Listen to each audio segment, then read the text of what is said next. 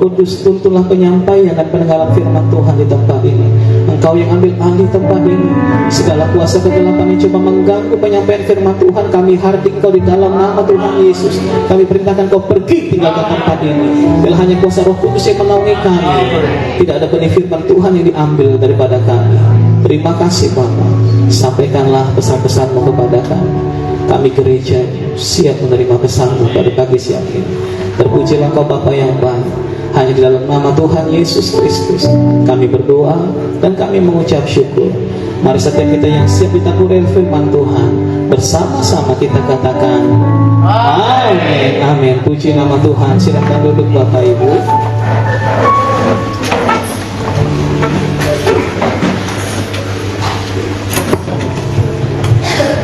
Saya ucapkan shalom bagi kita semua. Di luar ada kipas angin ya Ibu ya. Ada ya, itu AC, full AC kalau di luar ya Bu ya. Apa kabarnya ada Mang Dina? Luar biasa. Luar biasa. Ini kenapa bergema ya? Mic saya. Apa karena di speakernya mungkin ya? Ada pengaturan echo mungkin ya. Iya. Biasanya tidak seperti ini. Minggu lalu juga seperti ini saya rasa. Ya, kita kan belajar firman Tuhan. Saya nggak bisa beranjak dari firman Tuhan yang dari minggu ke minggu sudah saya sampaikan Bapak Ibu. Ya, entah kenapa saya coba cari topik yang lain, selalu diarahkan kepada pengajaran firman Tuhan yang selalu ingin memberikan kekuatan bagi kita di tengah-tengah pergumulan. Saya coba ambil pengajaran yang lain, tapi selalu diarahkan pada pengajaran ini. Loh, tambah bergema Pak. Sepertinya saya ada dua. Tapi tadi saya diajarkan Tuhan dalam penyembahan kita tadi bahwa apa yang saya sampaikan setiap minggu di tempat ini itu adalah hasil doa Bapak Ibu semua. Amin. Ini adalah kebutuhan dari Bapak Ibu. Di sisi yang lain saya melihat berarti jemaat Tuhan di tempat ini sedang banyak pergumulan ya. Karena setelah firman Tuhan ingin memberikan kekuatan bagi teman-teman, bagi Bapak Ibu semua di tempat ini. Ya, saya percaya ini luar biasa. Nah, tadi itu suara Bruri. Nah, sekarang suara Henry. Lebih enak mana? Nah, udah pertahankan saja seperti ini. Ya, dan saya percaya bahwa karena perhatian Tuhan kepada gereja di tempat ini, makanya Tuhan selalu menyampaikan pesan-pesan sebagai jawaban apa yang sedang saudara gumulkan hari-hari ini. Ya, saudara siap dikuatkan oleh firman Tuhan? Ya, firman Tuhan ini saya beri judul sulit tapi hoki. Senang sulitnya atau hokinya? Iya. Namanya juga manusia Pak. Iya, di tengah-tengah kesulitan kita akan mengalami pertolongan Tuhan Bapak Ibu. Sekalipun sulit, kata orang Tionghoa, hoki lah. Cuan. Iya, ada keberuntungan. Ya, dalam 2 Timotius 3 ayat 1 firman Tuhan berkata, ketahuilah bahwa pada hari-hari terakhir akan datang masa yang sukar. Sudah sering ya kita baca firman Tuhan. Ketahuilah bahwa pada hari-hari terakhir akan datang masa yang sukar. Kapan hari terakhir itu? Hari ini. Kalau masa sukar kita alami, masa sukar datang silih berganti dalam hidup kita, memang itulah nubuatan firman Allah bahwa di hari-hari terakhir ini masa-masa sukar itu akan datang dalam kehidupan kita. Lalu Matius 24 ayat 12 berkata, dan karena makin bertambahnya kedurhakaan, maka kasih kebanyakan orang menjadi dingin. Ayat 13 dikatakan, tetapi orang yang bertahan sampai pada kesudahannya akan selamat. Amin. Meskipun masa sukar datang, tapi kalau saudara dan saya bertahan, Tuhan berjanji saudara dan saya akan diselamatkan. Amin. Coba salam kanan kiri. Kita akan diselamatkan kok ini. Firman Tuhan itu biasa. Amin, kan?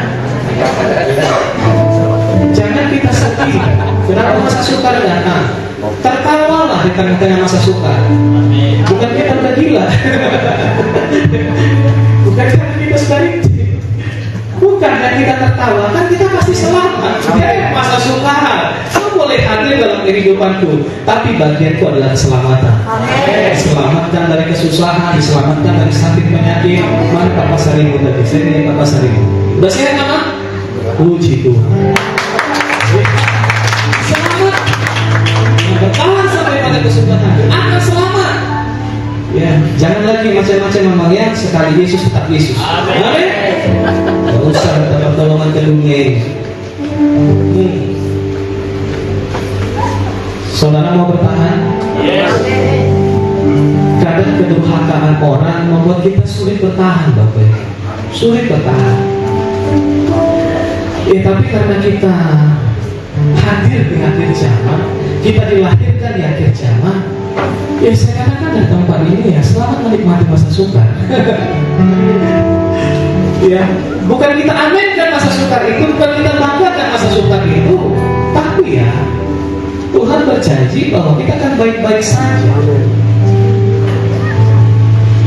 Di tengah-tengah masa sukar ini dunia semakin gak baik.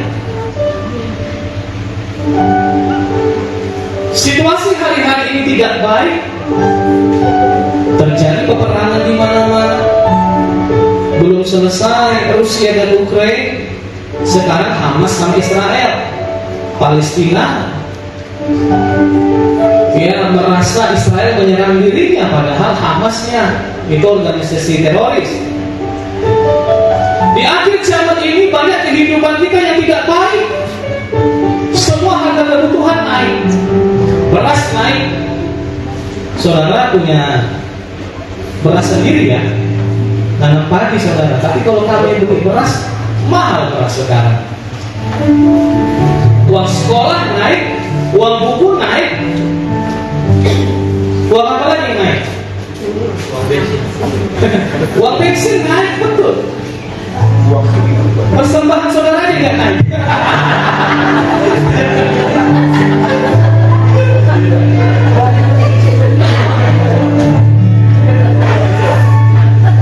Semua naik. Keadaan lagi tidak baik. Bahkan orang-orang di sekitar kita pun menjadi tidak baik ya. Betul apa betul? Betul. Suami kumat, istri kumat, anak-anak kumat, semua kumat. Mana lebih enak kumat? Suami yang kumat apa yang mati kumat? Sama Pak beratnya banget. Imbangin dua itu Pak. Keadaan lagi tidak baik-baik. Dan saya tahu banyak di antara kita keadaan tidak baik hari ini. Dari mana saya tahu? Kelihatan dari baju wajahnya.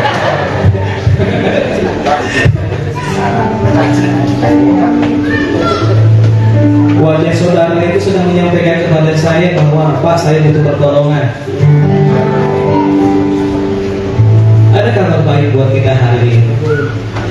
Percayalah bahwa kasih karunia Tuhan itu gak pernah berhenti mengalir atas hidup kita.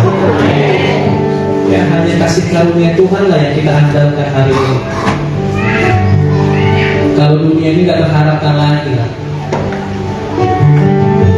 Jadi selama ini saudara, apabila saudara berharap sama dunia ini, udah hentikan lagi.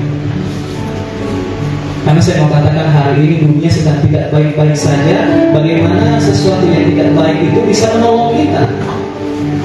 Tapi kalau Allah kita itu tetap baik selama-lamanya. Amin.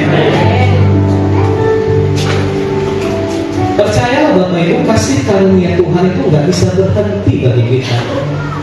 Makanya kita berharap kepada Tuhan. Makanya kita berharap kepada pertolongan Tuhan. Apa yang membuat kita semakin berharap kepada Tuhan? Karena kita yakin tidak ada masalah yang lebih besar daripada Tuhan kita. Amin. Ini menjadi sebuah pegangan yang kuat bagi kita. Kenapa kita harus berharap kepada Tuhan kita? Karena kita yakin Tidak ada persoalan dunia ini yang melebihi Allah kita. Amin. Oleh sebab itu Allah kita pasti sanggup menolong kita. Nah ini, mari kita kejar kasih karunia Tuhan. Mari kita kejar perkenanan Tuhan, supaya pertolongan Tuhan terus mengalir dalam kehidupan kita. Aku masih punya Tuhan, punya pengharapan. Katakan aku beriman, aku tetap beriman. Aku Yesus kekuatanku, Yesus kekuatanku. Katakan beriman, masih punya Tuhan. Kita harus tetap beriman. Amin. Kita punya Tuhan yang besar, bukan Tuhan yang kecil. Tuhan itu pasti menang karena dia lebih besar daripada masalah kita.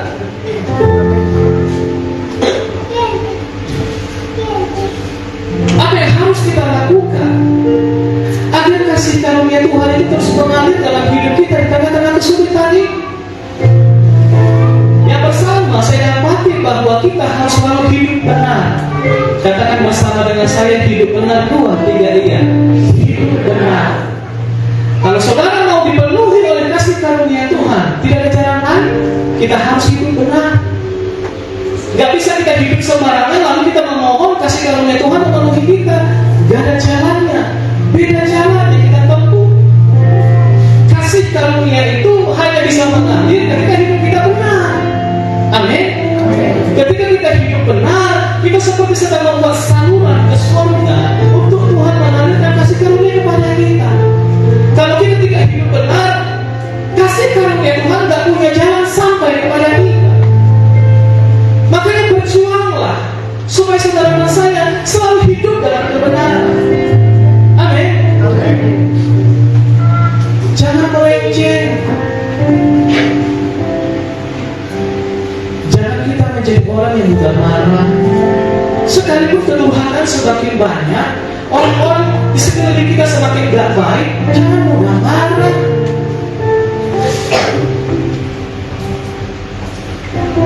Kita marah sama orang, kita marah sama keadaan, kita marah sama setan.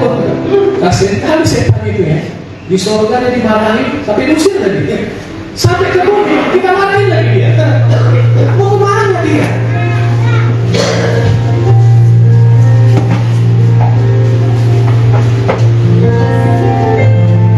Kita jangan mau marah kepada orang-orang yang merugikan kita.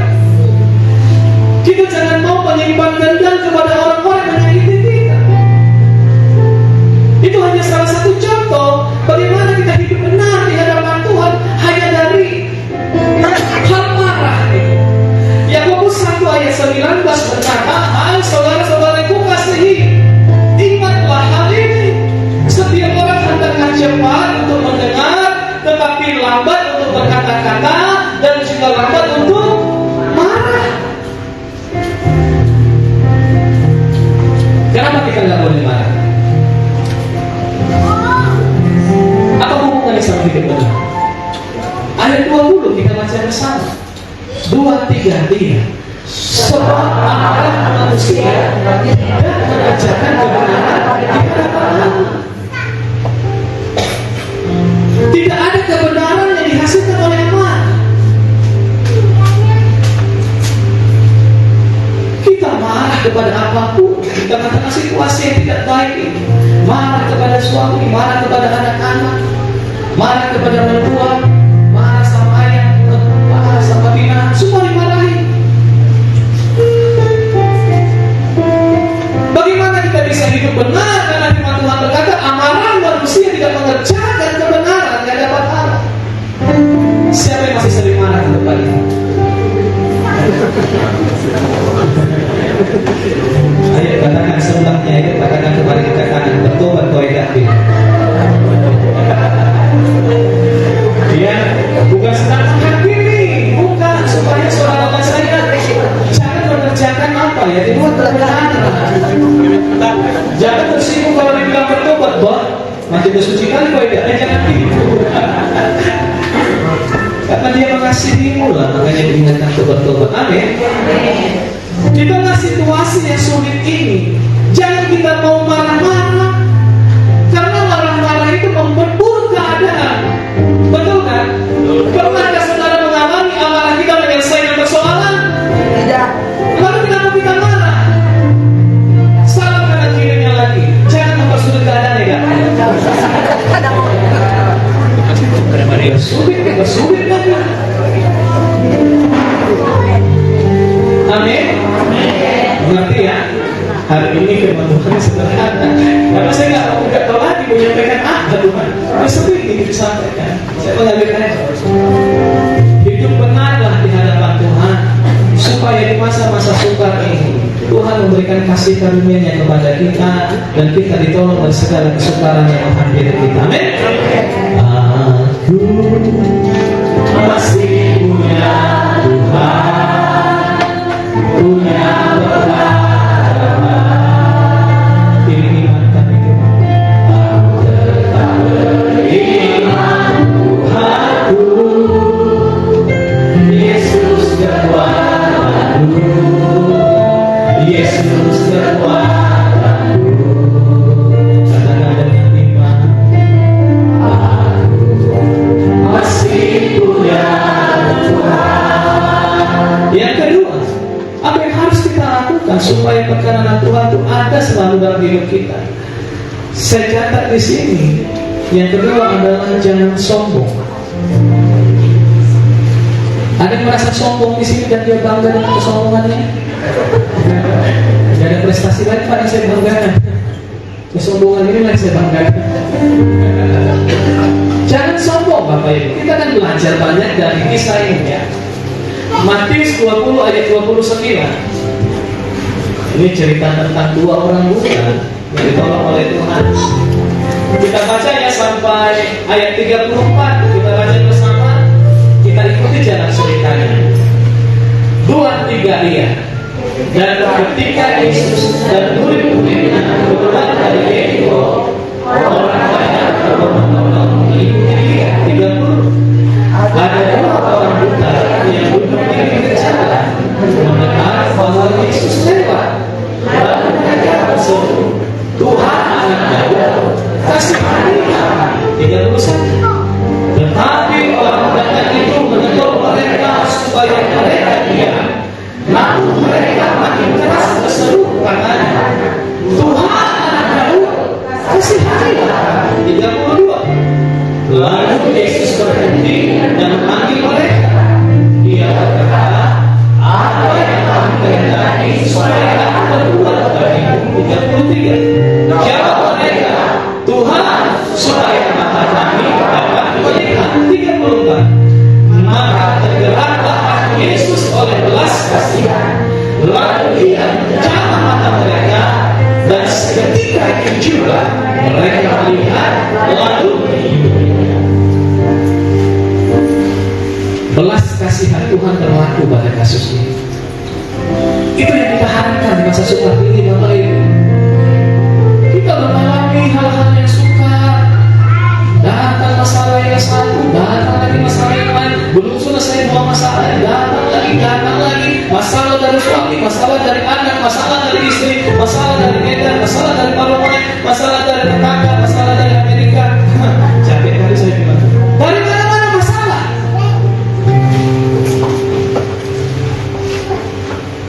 Oleh sebab itu kita berkata dalam diri kita, gak sanggup aku Tuhan, gak sanggup aku melewati hidup, menjalani hidup yang seperti ini. Mati aja aku Tuhan. Ada yang pernah berkata begitu? Mati aja aku Tuhan. Masih mau gak saya doakan? Orang buta ini gak punya pengharapan lagi. Untuk apa hidup kalau buta? Betul ya, sedih sekali ya jadi orang buta. Gak bisa melihat apa-apa. Belas kasihan Yesus berlaku atas kedua orang ini.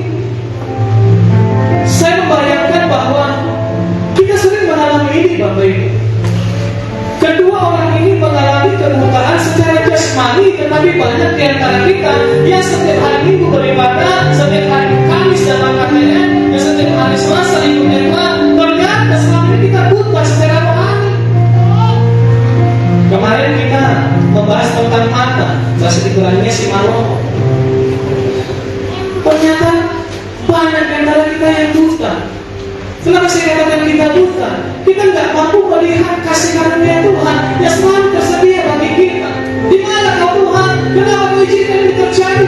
Gak bisa melihat jalan keluar yang diberikan Tuhan. Selalu menyalahkan Tuhan, menyalahkan keadaan, menyalahkan orang lain, menyalahkan siapa saja kita salahkan. Padahal Tuhan sudah sediakan kasih karunia. Kita buta. Kita nggak sanggup melihat kebaikan Tuhan. Kita sering mengeluh, bahkan nggak jarang kita sering mengancam Tuhan. Siapa yang pernah mengancam Tuhan di sana?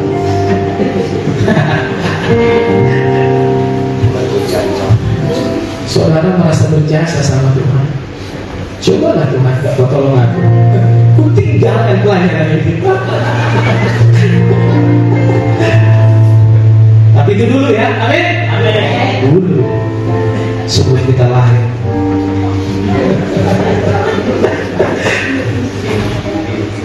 Kalau gini Tuhan, malas ngaku ikut Tuhan, itu ngancam Bapak Ibu. Meskipun kadang-kadang ada ancaman, tapi perkataan seperti itu, malas ngaku ibadah, malas ngaku melayani, itu ngancam. Amin. Untuk Tuhan tak ngomong, aku juga malas juga kata Tuhan. Mau jadi apa? Udah lama ingin tinggalkan kau kata Tuhan. Syukurlah kau bilang kayak gitu duluan kata Tuhan. Jadi kemana kita ini? Enggak carilah Tuhan, ya gengsi lah. Jangan merasa berjasa sama Tuhan. Amin. Di stopnya napas kita 10 kali bernapas saja di stop. Udah biru muka kita. Yakinlah saudara, biru. Bukan karena darah biru, kekurangan oksigen.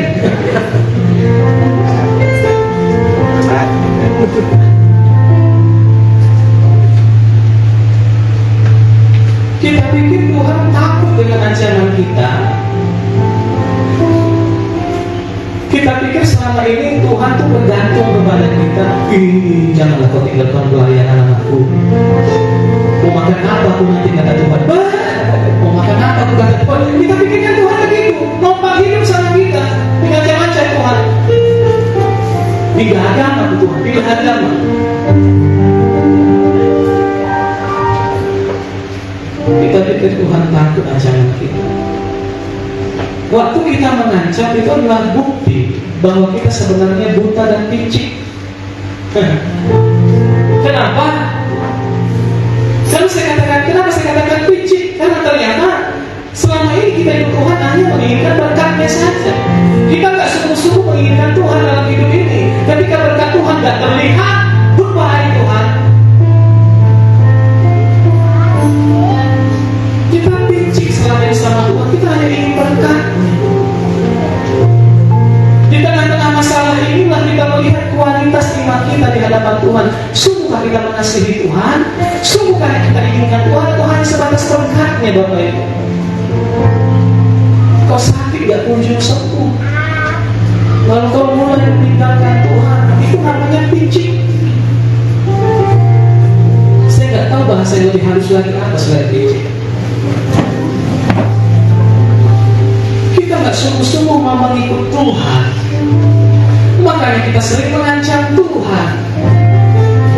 Kita sering merasa sudah berjasa banyak sama Tuhan. Kita sering merasa sudah berbuat baik sama Tuhan. Sama seperti orang muda yang kaya itu. Kemarin katanya saya banyak cerita tentang orang muda yang kaya itu. Guru yang baik, apa yang harus aku lakukan untuk memperoleh hidup yang kekal? Yesus berkata, kenapa kau katakan aku baik? Hanya Allah saja yang baik. Engkau tahu segala perintah Allah. Lakukanlah itu, kata Yesus. Lalu orang muda kaya ini berkata apa?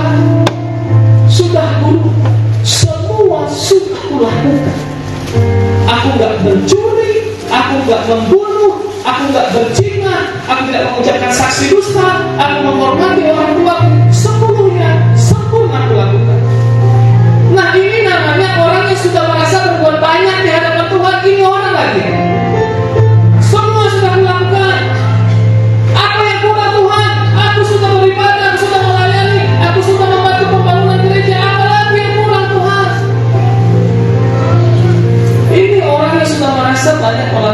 sesuatu kepada Tuhan.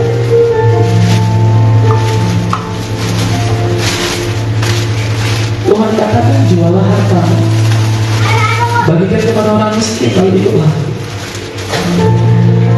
Mendengar hal itu, maka orang muda ini menjadi kecewa dan sedih karena banyak hartanya. Lalu dia pergi meninggalkan Tuhan.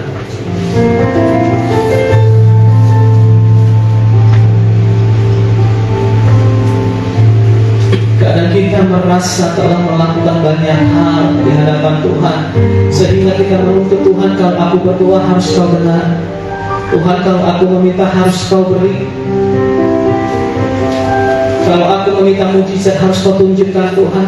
Kita merasa melakukan banyak hal kepada Tuhan sehingga Tuhan harus nurut kepada kita. Ini namanya sombong rohani, Bapak Ibu.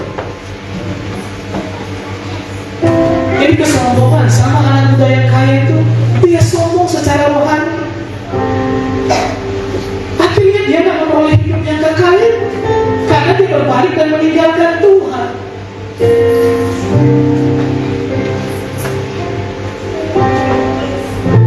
Orang yang sombong dalam hal rohani,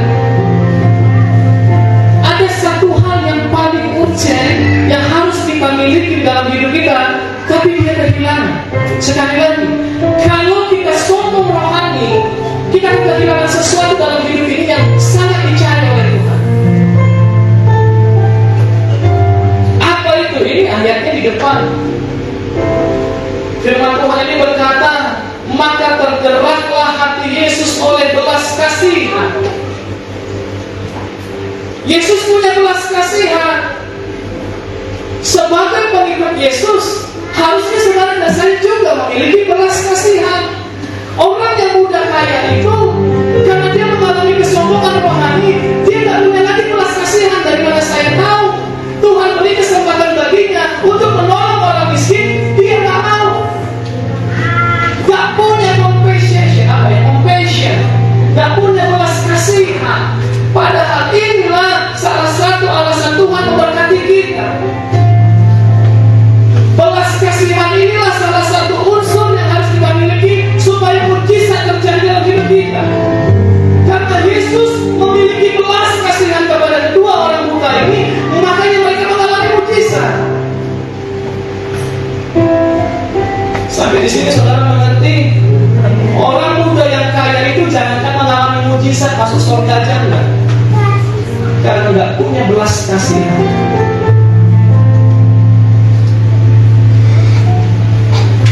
Apa contoh dari belas kasihan? Menolong orang. Apa contoh dari belas kasihan? Orang salah kita tak langsung tunjuk-tunjuk dia. Kalau kita masih tuding suami, begitu suami salah, dasar kau salah. Begitu istri salah, dasar kau salah. Anak-anak salah, dasar kau yang salah. Langsung tuding, itu gak punya belas kasihan namanya. Yang namanya punya belas kasihan harus mengampuni, bukan menghakimi. Dan orang yang belas kasihan, dia sedang menjauhkan hidupnya dari mujizat Tuhan. Padahal di masa sukar ini kita perlukan adalah mujizat. Amin. Kita sangat butuh mujizat hari-hari ini, sangat berat untuk mulai hidup kita. Kita bukan hanya membutuhkan sebatas berkat, dan kita membutuhkan mujizat.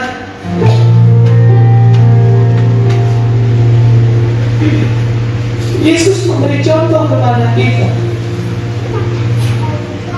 Bahkan bukan hanya tergerak hatinya oleh belas kasihan, dikatakan lalu ada tindakan yang dilakukan oleh karena belas kasihan itu. Yesus bukan hanya sekedar ngomong, kasihan ya kamu buta.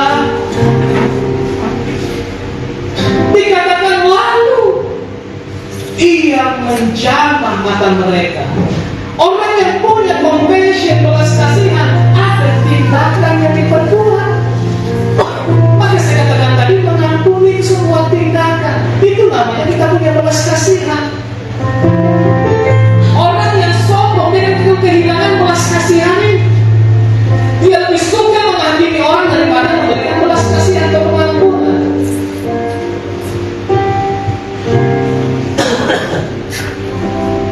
Ada tindakan menolong yang dilakukan Tuhan Yesus. Ada tindakan mengampuni kedua orang buta itu sehingga matanya dicelikan.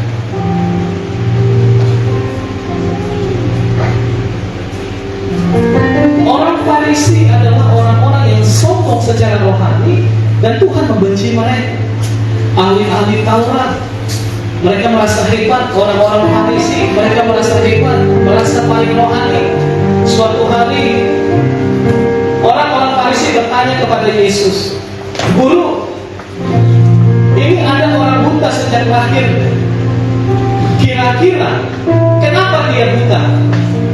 Karena dosa siapakah dia menjadi buta sejak lahir? Apakah karena dosa orang tuanya? Atau karena dosa dia sendiri?" Lihat, selalu menuding. Kenapa kau gagal? Kenapa kau sakit? Pasti kau berbuat dosa. Itu tudingan. Apa jawab Yesus? Bukan karena dosa orang tuanya dan bukan karena dosanya, tapi supaya nama Allah dimuliakan lewat hidupnya. Amin. Yesus penuh belas kasihan melihat orang buta sejak lahir ini. Ayo kita berlomba-lomba menunjukkan belas kasihan hari-hari ini. Semakin banyak orang durhaka, semakin banyak orang di sekeliling kita yang ingin menjatuhkan dan menyakiti kita. Itu saatnya kita menebar belas kasihan kepada mereka. Amin, saudara. Bukan kita hardik, bukan kita hakimi, bukan kita kata-katai dengan kata-kata tidak baik, bukan. Hanya orang-orang yang memiliki belas kasihanlah yang akan mengalami mujizat.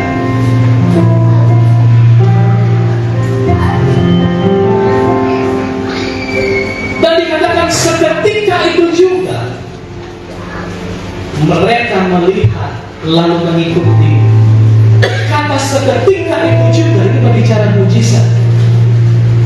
Dulu belum ada pengobatan mata, dulu gak ada operasi mata. Bahkan sekarang pun orang buta masih susah untuk disembuhkan. Tapi Yesus dari dulu sudah menyembuhkan orang buta. Seketika itu juga mereka melihat itu mujizat. Yang saya sampaikan kepada kita, percayalah Bapak Ibu, mujizat masih ada. Ini yang kita harapkan dari Tuhan. Tuhan, kami perlu mujizat, tolong kami Tuhan. Dan ketika Tuhan ulurkan tangannya, seketika itu juga maka lunas hutang-hutang kita. Amin. Yes. Kita sesama dari hutang saling menguatkan. Amin.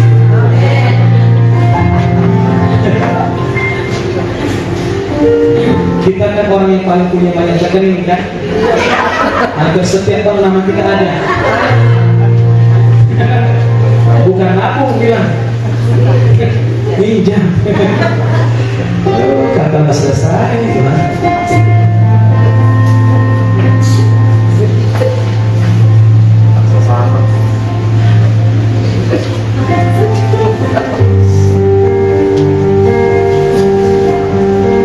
Saudara mau mujizat? Mau ya? Coba salam kanan kirinya. Ayo kita memiliki belas kasih. Ayo bilang. Ayo ambil. Engkau ajaib bagiku. Amin. Tak ada yang tak mungkin bagiku. Kalau firman Kau yang telah berfirman dan semuanya jadi. Tuhan Engkau ajaib bagi Tuhan Engkau ajaib.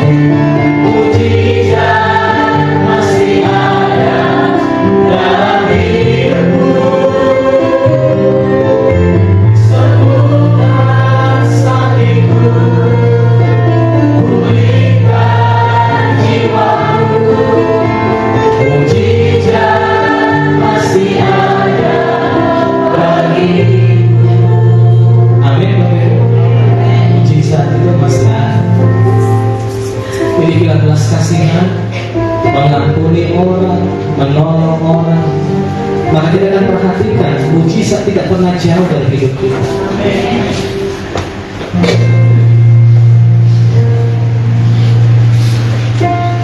Orang muda itu saya katakan tadi, jangankan mujizat masuk surga aja enggak. Kenapa? Enggak punya compassion, enggak punya belas kasihan. Jangan sampai kita kehilangan belas kasihan karena kita sudah melakukan banyak hal kepada Tuhan. Enggak lagi mau mengasihi sesama. Jangankan mujizat masuk surga aja enggak. Siapa yang masuk surga sini? Anak-anak itu. Jangan takut lah. Bapak ini pasti kerjain. Siapa yang mau sekarang? Pasti itu pertanyaannya. Enggak. Kita semua ini masuk surga, tapi surga ini enggak kita masuk surga. Jangan sampai surga enggak pengen kita datang. Kita masuk ke surga, gerbangnya ditutup. Lalu kita baca di situ ada tulisan, maaf, tidak melayani orang sombong. Dia mau kemana lagi? Jangan ada lagi yang merasa berjasa kepada Tuhan, amin. Semua rohani kita.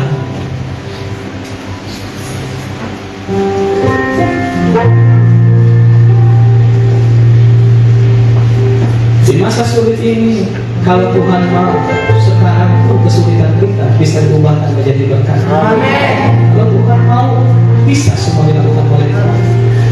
Seperti pelajaran kemarin, bukan Tuhan tidak mau mengubah masalah kita, enggak.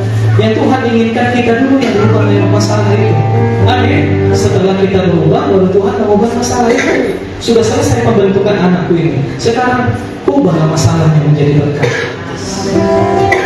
Mari kita sadari cepat-cepat berubah dalam persoalan itu. Kalau selama ini kita boros, lalu hari ini kita mulai kesulitan keuangan, berubah. Kenapa dulu kita tidak nabung? Kenapa dulu kita tidak dulu mempersiapkan masa-masa sulit seperti hari ini?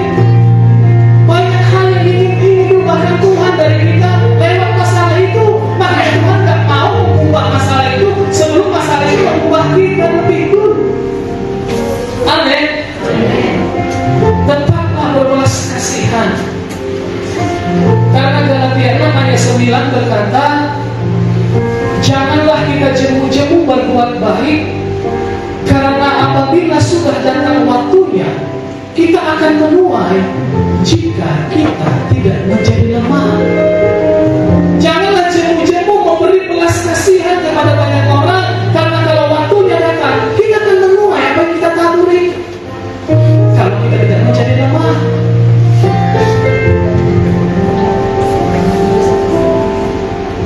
kita menabur dan namanya belas kasihan. Yang kita tuai namanya adalah mujizat Tuhan. Amin.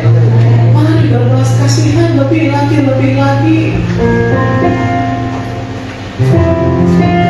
Ada gangguannya. Itu kabar apa?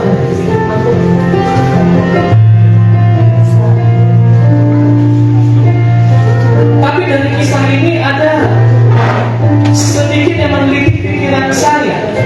Berapa kalikah orang buta itu memanggil Tuhan dan Tuhan berhenti? Masih ingat cerita tadi? Itu bukan cerita minggu lalu, itu cerita barusan. Itu pasti kabel birunya atau yang kurang kuat itu di laptopnya udah kuat. Sebentar ya mulai silakan.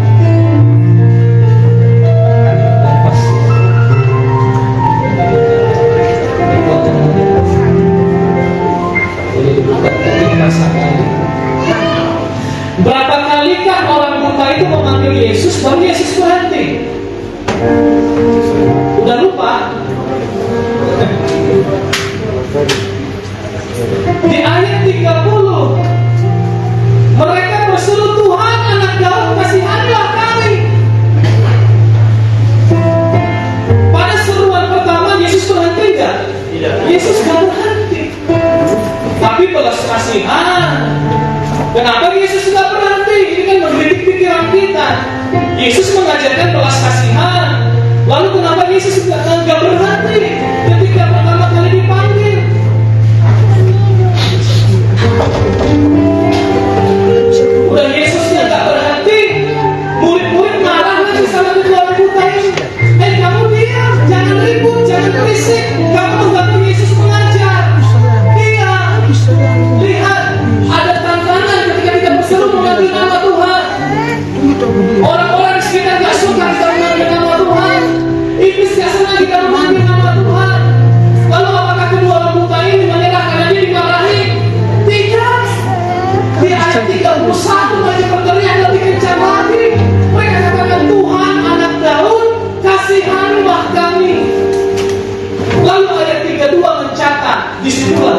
berhenti. Pertanyaannya, kenapa Yesus baru berhenti pada jeritan yang kedua?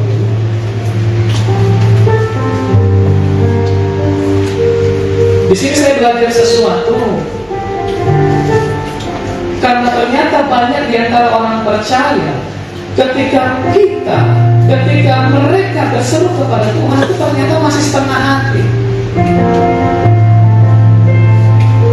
Kita memanggil nama Tuhan, kita berdoa kepada Tuhan, tapi keyakinan kita masih setengah hati. Ditolong syukur, yang nggak ditolong nggak apa-apa. Aku bisa cari jalan yang lain. Kalau Tuhan nggak mau bantu, is okay. Aku masih punya banyak rekan, aku masih punya banyak jalan keluar. Itu masih setengah hati. Yesus ingin melihat apakah kedua orang ini menyerah atau enggak. Ingin melihat kesungguhan mereka berharap kepada Tuhan itu sampai di mana. Makanya pada teriakan kedua lah, Yesus baru menghentikan langkah kaki.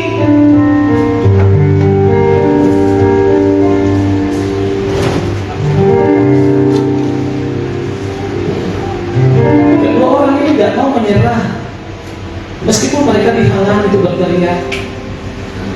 Ini yang harus kita pelajari masa-masa sukar ini, Bapak Ibu. Jangan pernah menyerah dengan tantangan yang ada. Jangan pernah berhenti berseru kepada Tuhan meskipun kita ditekan dari segala sisi, dari segala arah, dari segala keadaan menekan kita bertubi-tubi. Saya katakan hari ini, tirulah kedua orang muda ini, jangan menyerah, Bapak Ibu. Jangan pernah berhenti, terus berteriak kepada Tuhan, Yesus anak Allah, tolonglah aku. Percayalah, ketika telinga Yesus mendengar seruan dari sebuah kesungguhan hati, Yesus pasti menghentikan langkahnya untuk memalingkan wajahnya kepada kita. Pasti, Bapak Ibu.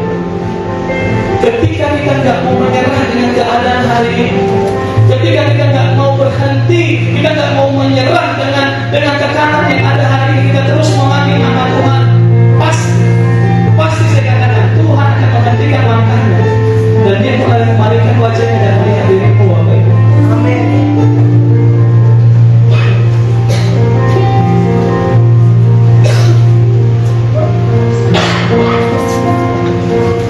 Untuk apa Tuhan menghentikan langkahnya?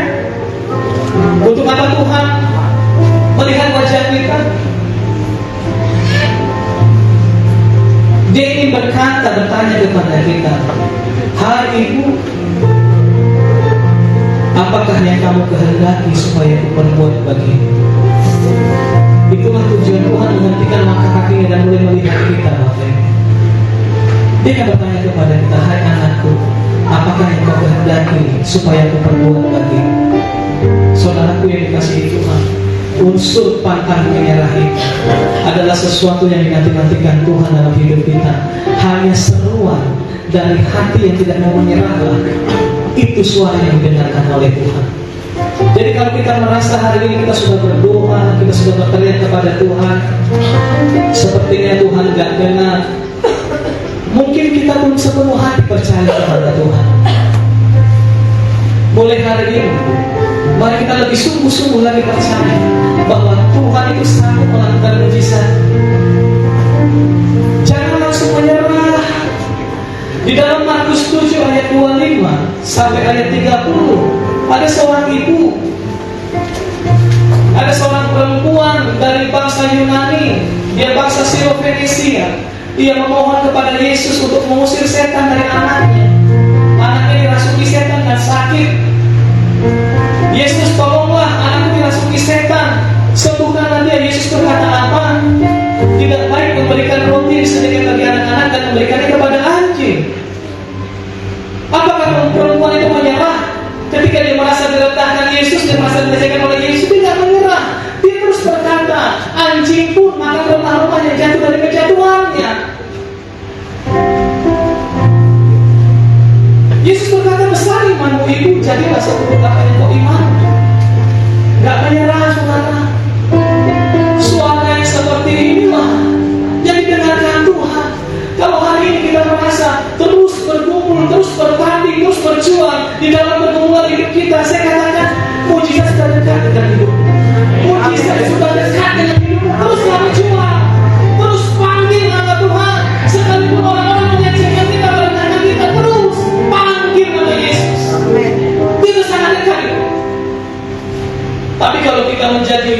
semua lemah, kita menjadi menyerah. Maka kita tidak akan melihat mujizat.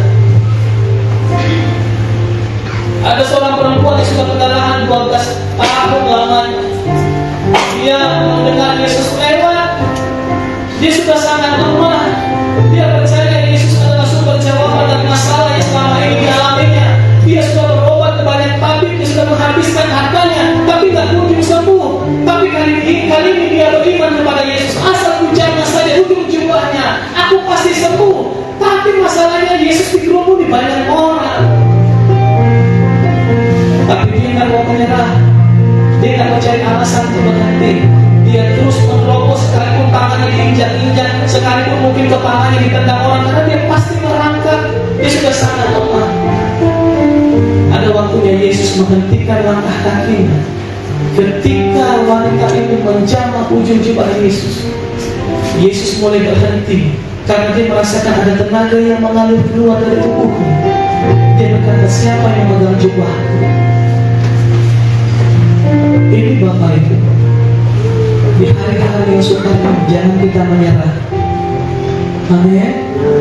Jangan kita menyerah. Di dalam perjanjian lama ada seorang perwira bernama Naaman. Naaman ini orang terpandang. Dia punya kedudukan, punya jabatan, tapi dia kena sakit kusta. Dia mendengar di Israel, di Samaria ada seorang nabi Allah yang bernama Elisa yang bisa menyembuhkan segala penyakit. Lalu Naaman pergi dari negerinya. Dia juga jumpa Elisa. Dia berharap Elisa melambangkan tangannya, berdoa atas hidupnya. Sekian jauh perjalanan dari kampung halamannya sampai ke depan rumah Elisa. Tapi Elisa tidak mau keluar menjumpai dia. Elisa hanya menyuruh muridnya Gehazi, sampaikan kepada Naaman bahwa dia harus membasuh dirinya mandi di sungai Yordan 7 kali.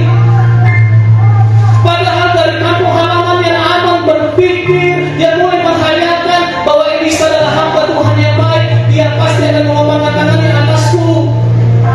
Tapi sampai di situ kenyataannya berbeda dengan yang diharapkan.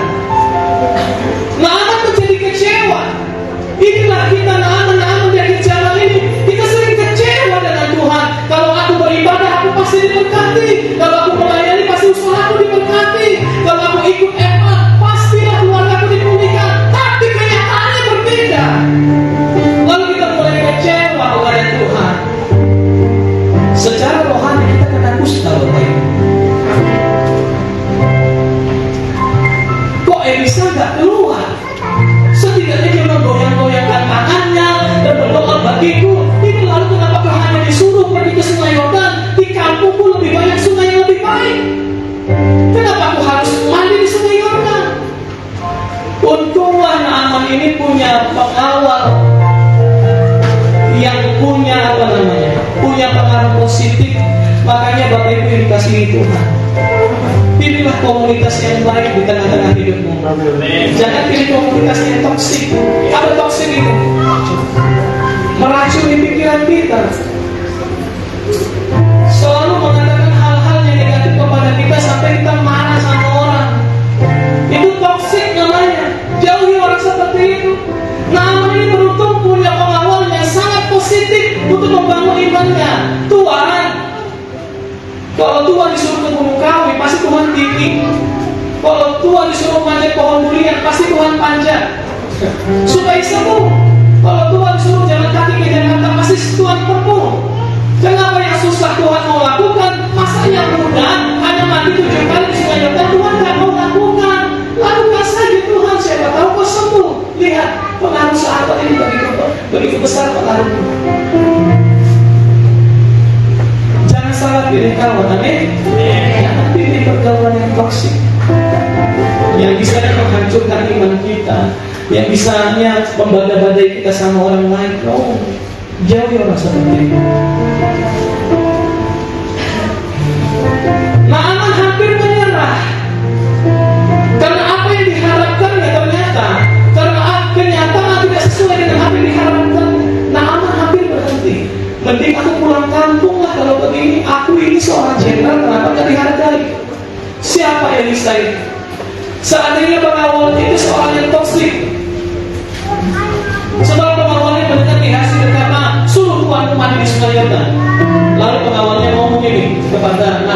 gimana Tuhan? Kita culik nih orang. Oh, Elisa, kita culik malam ini. Semoga tidak nama. Ya. Untuk itu Bapak Ibu yang dikasihi Tuhan, jangan salah bergaulan di tengah-tengah masa yang sukar ini, karena itu bisa menentukan apakah kita terima mujizat atau enggak. Amin. Dan jangan menyerah. Kelihatan dari orang yang sungguh-sungguh yang pantang menyerah, sangat peka telinga Tuhan untuk mendengar suara seperti itu. Ada unsur pantang menyerah. Inilah suara yang sangat berkenan di telinga Tuhan. Terlihatkan orang-orang yang tidak mau menyerah dengan situasi sulit hari ini, doanya pasti diberikan oleh Tuhan, dan mujizat tidak jauh dari kehidupan. Unsur pantang menyerah dalam diri kita ini seperti garam di tengah-tengah masakan.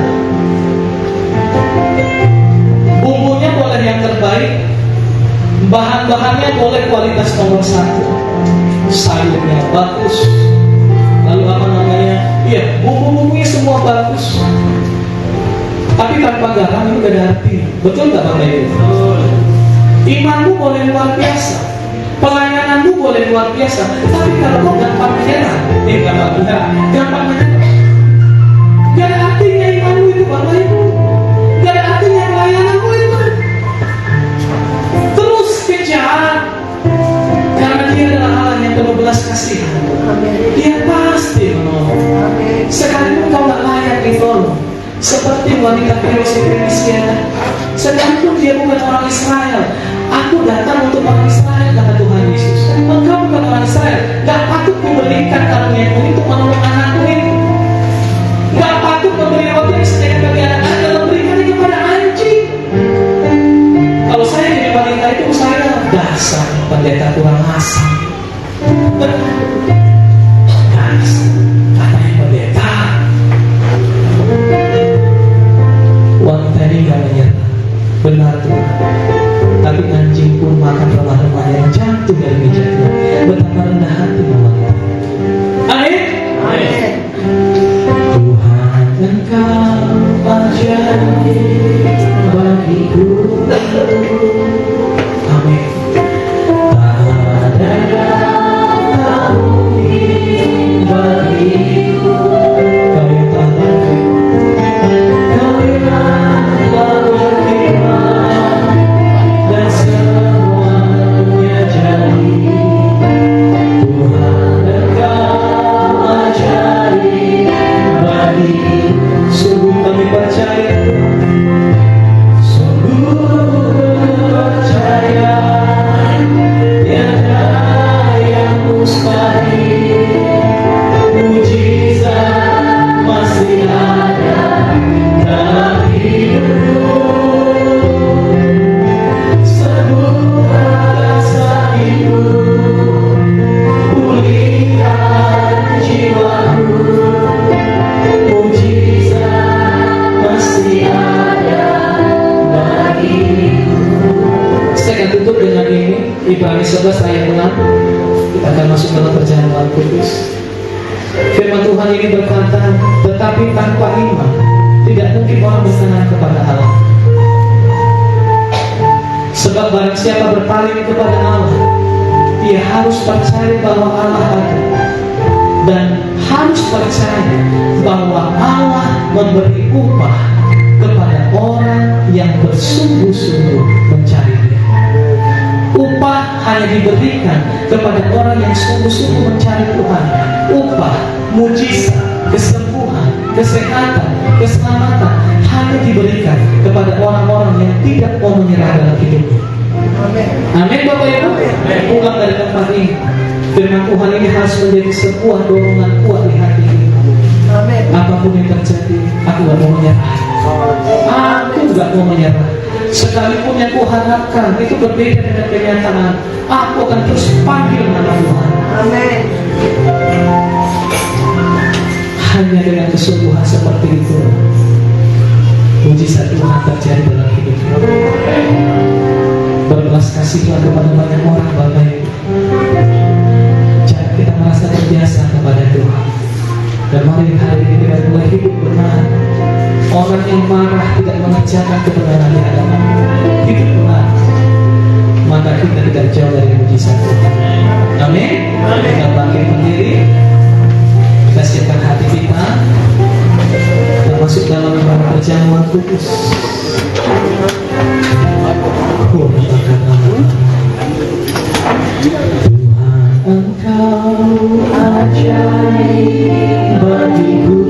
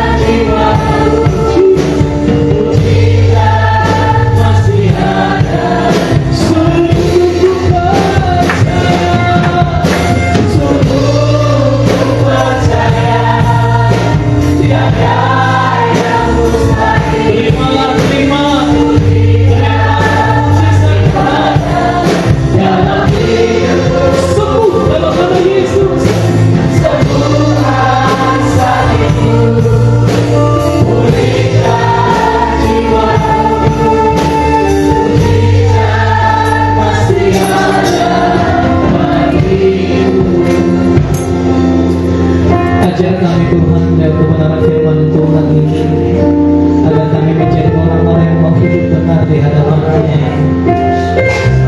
Dan janganlah kami terjebak dalam kesombongan rohani, seolah-olah kami sudah banyak berbuat untuk Tuhan. Padahal kalau Tuhan menghentikan nafas kami hari ini, berakhirlah hidup kami. Kami tidak pernah berjasa kepada Tuhan. Kami tidak pernah berbuat sesuatu apapun yang membuat kami bangga. Kami gak sanggup membalas kebaikan-Mu yang Kau berikan jauh lebih banyak daripada apa yang kami berikan. Yang Kau lakukan jauh lebih besar daripada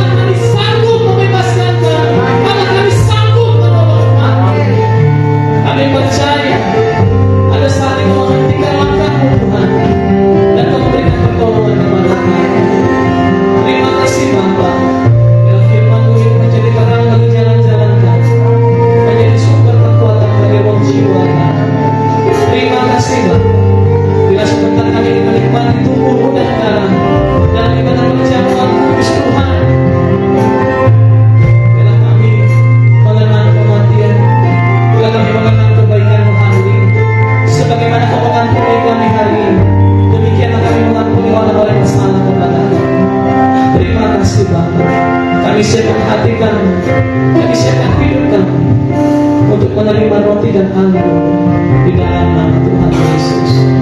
Terima kasih Bapa. Dalam nama Tuhan Yesus kami berdoa. Amin. Silakan duduk Bapak Ibu. Saya undang pelayan perjamuan kudus untuk maju ke depan. Kita persiapkan hati kita. Tuhan Engkau ajaib bagiku. Terimalah mujizat Tuhan.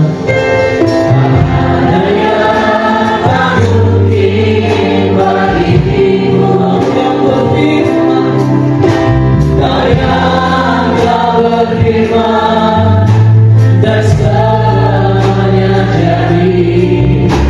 Tuhan Engkau ajaib bagi Tuhan Engkau ajaib. Tuhan Engkau ajaib bagiku. Amin, amin Tuhan. Tak ada yang tak mungkin bagimu. Semua yang ku saksikan, semua yang ku saksikan perbuatan tanganmu. Tuhan Engkau ajaib. Mari nyanyikan dengan iman. Kami percaya Tuhan. Sungguh percaya tiada yang mustahil. Mujizat masih ada dalam hidupku. Sembuhkan sakitku, pulihkan jiwaku. Mujizat masih ada. Kami percaya Tuhan. Percaya tiada yang mustahil. Mujizat masih ada dalam hidupku. Sembuhkan sakitku, pulihkan jiwaku. Mujizat masih ada bagimu. Musik saja kita berdoa kepada Tuhan. Bapa terima kasih. Kami tahu Tuhan tidak pernah meninggalkan kami.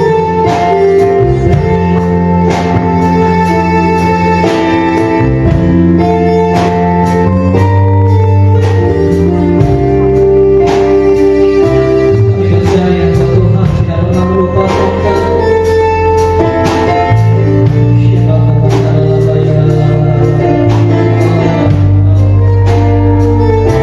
Kita nyanyikan lagu ini dari awal.